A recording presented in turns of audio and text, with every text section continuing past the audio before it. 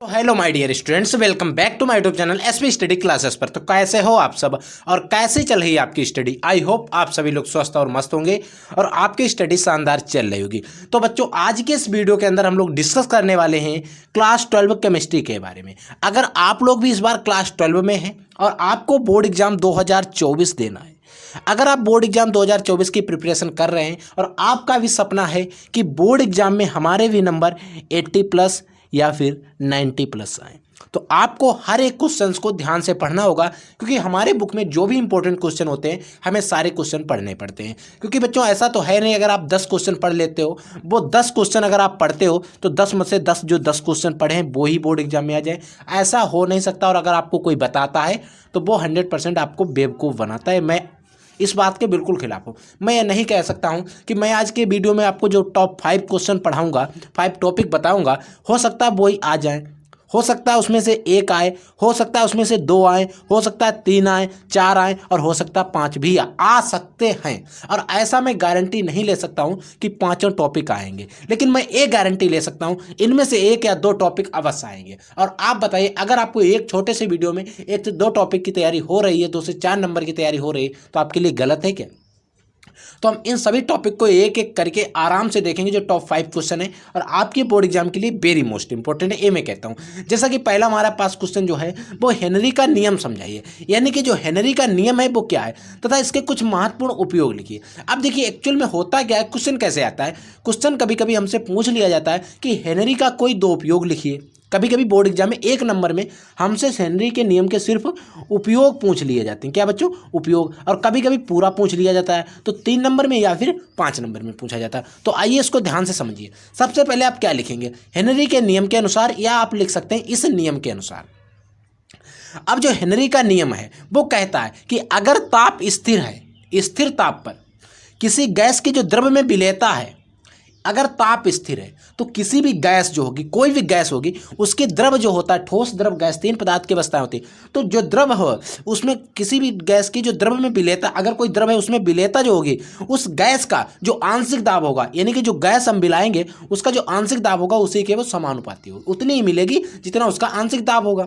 यदि अगर आपको नहीं आता मतलब, तो आप इसको याद रख लीजिए, स्थिर ताप पर किसी भी गैस के द्रव्य में विलेयता उसके आंशिक दाब के समानुपाती, गैस के आंशिक दाब के समानुपाती होती है। ठीक है, यदि गैस के द्रव्य में विलेयता यानी कि कॉन्सेंट्रेशन सॉल्युबिलिटी जो है वो यस है और इसका आंशिक दाब पी है, तो हेनरी के नियम से इसके समानुपाती, तो यस डायरेक्टली प्रोपोर्शनल हमारा पी हो जाएगा। ठीक है बच्चों, अगला देखिए।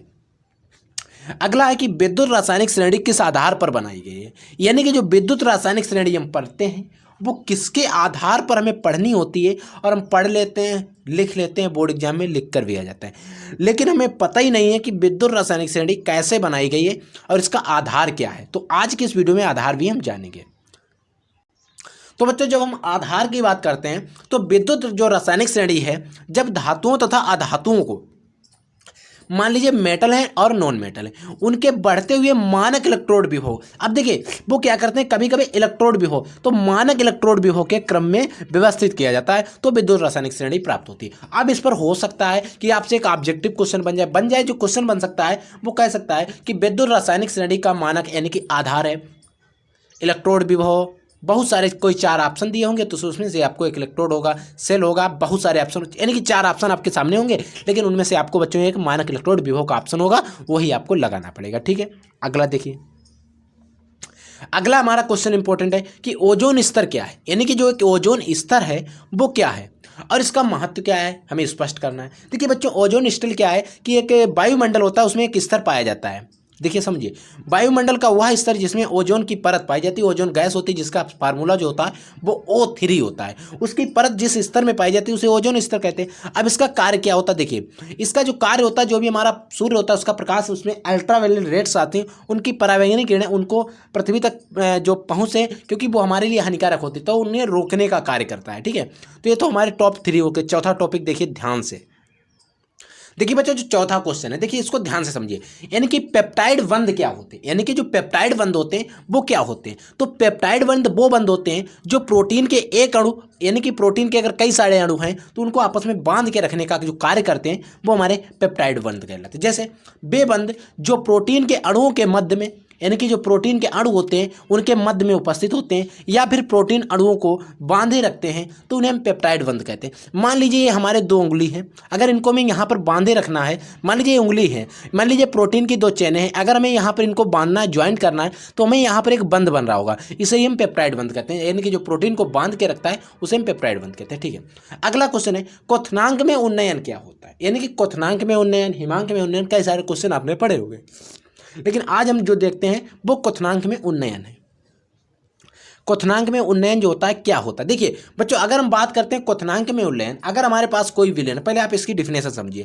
जब किसी विलय को विलायक में घोला जाता है, अगर देखिए आपको भी पता होगा विलयन जो होता है 2 चीज़ों से मिलकर बना होता है, उसमें एक तो हमारा विलय होता है, एक हमारा विलायक होता है। अब विलायक विलय क्या होता है, मान लीजिए आप शरबत बनाते हैं तो शरबत में चीनी की जो मात्रा होती है वो विलय होती है। अब विलय आप कैसे पहचानें, जिसकी मात्रा कम होगी विलयन में उसी को हम विलय कहते हैं, और जो ज़्यादा होता है उसे हम विलायक कहते हैं। जैसे कि शरबत में चीनी विलय होती है और हमारा जो वाटर यानी कि पानी होता है H2O होता है वो हमारा विलायक होता है। ठीक है, तो होता है क्या, जब किसी विलय को, कोई भी विलय है उसको मैंने विलायक में घोला तो प्राप्त विलयन, तो इससे प्राप्त विलयन एक प्राप्त होगा, तो विलयन जो प्राप्त होगा उसके क्वथनांक में जो उन्नयन, और उन्नयन का मुख्य मतलब होता है कि वृद्धि यानी कि बढ़ना, जो उन्नयन होता है उसे ही क्वथनांक में उन्नयन कहते हैं। इसे हम डेल्टा टी से प्रदर्शित करते हैं, और एक इंपॉर्टेंट टॉपिक भी है। तो बच्चों ये जो टॉप 5 टॉपिक थे या क्वेश्चन समझिए, आप इनको तो अवश्य तैयार कर लीजिए। अगर आपने अभी तक कॉपी पर नोट नहीं किए तो आप नोट कर लीजिए, क्योंकि बच्चों ये आपके बोर्ड एग्जाम की दृष्टि से सबसे ज़्यादा इंपॉर्टेंट है। और ऐसा भी नहीं है,